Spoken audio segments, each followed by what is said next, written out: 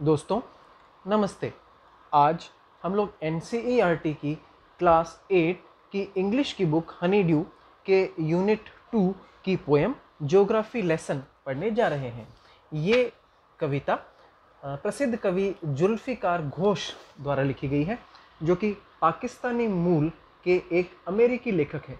पाकिस्तानी मूल से मतलब इनका जन्म पाकिस्तान में हुआ, लेकिन अभी इन्होंने अमेरिका की नागरिकता ली हुई है। ये एक प्रसिद्ध कवि, उपन्यासकार और निबंधकार हैं। निबंधकार से मतलब जिनके निबंध भी द्वारा लिखे गए हैं। तो इस कविता को हम पढ़ते हैं, जिसका शीर्षक है geography lesson. Can you imagine what your city would look like? क्या आप कल्पना कर सकते हैं कि आपका शहर कैसा दिखेगा? If you saw it from 10,000 feet above the ground, यदि आप इसे 10,000 फीट की ऊंचाई, ज़मीन से 10,000 फीट की ऊंचाई से देखें। नीटली प्लान्ड, नीटली प्लान्ड से मतलब है बहुत ही उम्दा तरीके से नियोजित किया हुआ। एंड परफेक्ट इन प्रपोर्शन, और सटीक तरह से अनुपातिक। अनुपात से मतलब होता है आकार या मात्रा की दृष्टि से किसी एक वस्तु का दूसरी वस्तु से संबंध। Relationship of a thing from another in the view of shape और क्वांटिटी। लाइक ज्योमेट्री डिजाइन, एक ज्यामितीय आकार की तरह। ज्योमेट्रिक डिजाइंस क्या होते हैं? जैसे rectangle, squares, these are the geometric design. It would strike you, यह आपको बताएगा, as something very different from what it actually is while you are in the thick of it. In the thick of it एक idiom है, इसका मतलब है when you are very involve in something. यदि आप किसी में बहुत ज़्यादा इन्वॉल्व हो, वहाँ पर यह idiom in the thick of it प्रयोग किया जाता है।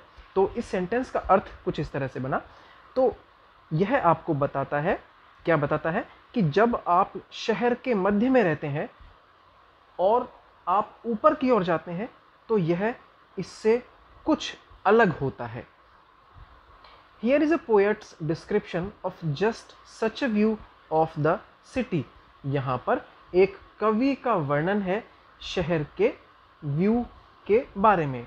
And some questions that come to his mind, और कुछ सवाल जो उनके दिमाग में आए।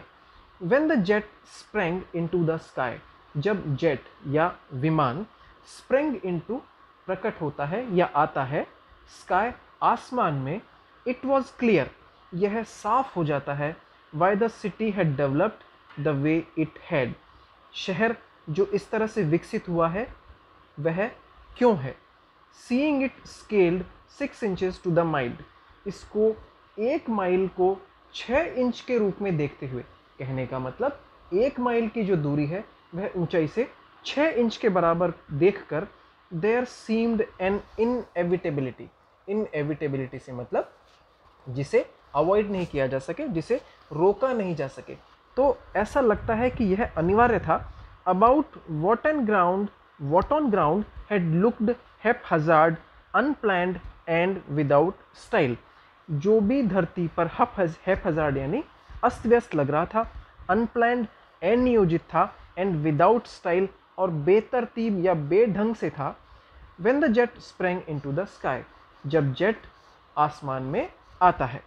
When the jet reached 10,000 feet, जब जेट 10,000 फीट की ऊंचाई पर पहुंचता है, it was clear, यह साफ हो जाता है, why the country had cities where the rivers ran, शहरों देशों में शहर वहाँ पर क्यों हैं जहाँ पर नदियाँ बहती हैं।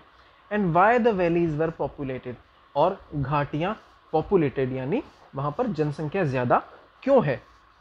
the logic of geography, भूगोल के तर्क, that land and water attracted man, जमीन और पानी आदमी को आकर्षित करते हैं, was clearly delineated, यह बिल्कुल साफ तौर पे दिखता है। when the jet reached 10,000 feet, जब जेट 10,000 फीट की ऊंचाई पर पहुंचता है।